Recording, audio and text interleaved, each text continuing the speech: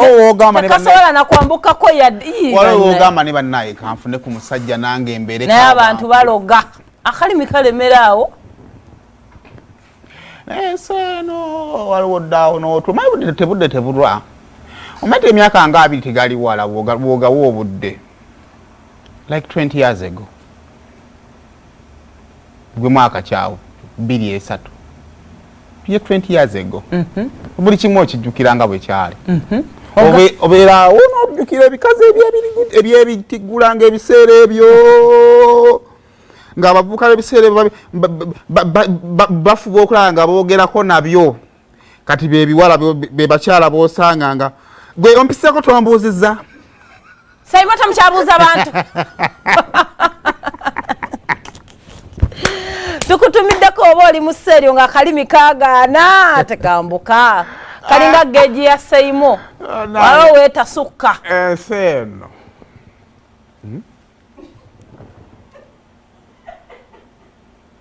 oba osinika oba singa olumu neesonyiwa ngobadde ngonzijukiza emyaka 2 emabega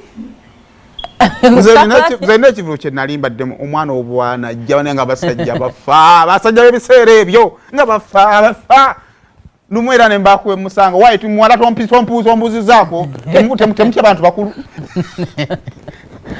so ng'akalimi kagaana okwambuka njagala mujjukire nti emyaka 2 gakyusa ebintu bingi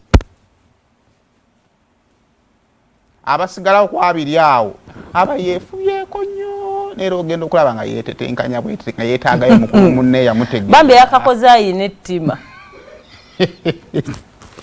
oba ogezi naye gwe makkati gawo singo ne wali ku relationship wabeera emivuyaawo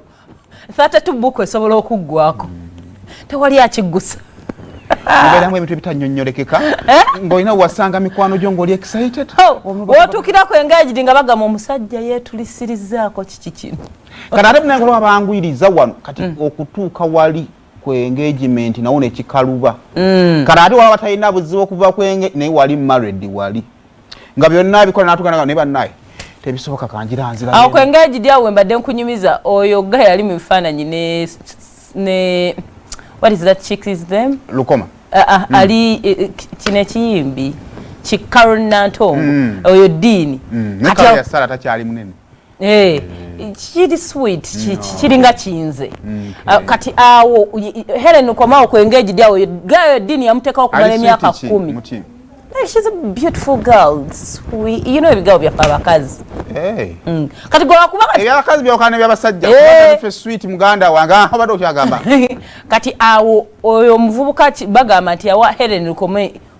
okuva eno ku singo ne bagamba mu relationship namuwerawo empeta awo ku engaged n'atuukawo okumala emyaka 10 nga Helen ayina empeta y'omulenzi ng'omulenzi tasenvula bali yamuterekera ono naye engagement nayo yandibaddeko akasirakayo n'agamba nzijako ogupaligo n'ogusiraanigo ate manyi omuntu wakuwa engagement aba akulina buli kimu nti aba afuuse musajja buli lukyo obolo between you and him aba musajja era ekirungi kyaka Helen Lwabula abutafunirawo olubuto kuzaala awo baana takuyibwa akuyita n'ogenda era kati ye bwe bamuggyaawo awo ne waba wamutwala ku married nafubutuka obwana oba mu speed kuba omuntu aba yakumala wali obudde kali mu basatu kati babiri ne kazadde bulungi kale amakyago nakola onyolo banga timba buza ko mugamba mukye mwasuze mtekanspiriti muli